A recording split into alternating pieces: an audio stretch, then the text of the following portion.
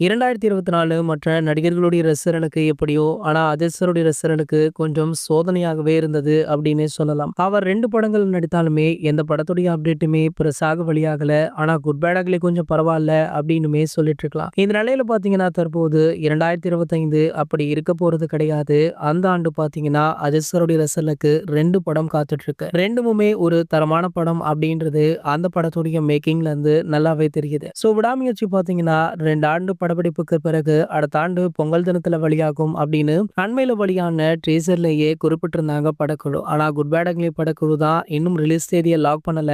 அவங்களுடைய ரிலீஸ் தேதியில தான் விடாமுயற்சி திரைப்படத்தை ரிலீஸ் பண்றாங்க அப்படின்றதுனால குட் பேட் அக்லி படத்திற்கு கொஞ்சம் டைம் இருக்கு. கண்டிப்பாக அடுத்த ஆண்டு சம்மர்ல வெளியாகும் அப்படின்ற ஒரு பேச்சு போயிட்டு இருக்கு. இருந்தாலுமே அதிகாரப்பூர்வ அறிவிப்பு வெளியாகிவிட்டால் கொஞ்சம் பெருமூச்சு விடலாம் அப்படின்னு ஏகே ரசிகர்களுமே சொல்லிட்டு இருக்காங்க. இந்த நிலையில பாத்தீங்கன்னா தற்போது வெளிநாடுகள்ல படப்பிடிப்பானத்தையுமே முடித்த நம்ம அஜித் சார் ஏர்போர்ட் வந்திருக்காரு. அவர் மட்டும் இல்லாம அவருடைய குடும்பத்துடன் தான் அவர் அங்கு படப்பிடிப்பிற்கு சென்றிருந்தாரு. குடும்பத்துடனேயே ரிட்டர்ன் ஆகும் பொழுது எதர்ச்சியாக தளபதி விஜய் அவர்களை ஏர்போர்ட்ல சந்திச்சிருக்காரா. தளபதி விஜய் அவர்கள் தற்போது அவருடைய ஒரு சில கட்சி பணிகளை முடிச்சிட்டு மீண்டுமே அவருடைய படப்பிடிப்பிற்கு செல்வதற்காக ஏர்போர்ட் வந்திருக்காரு.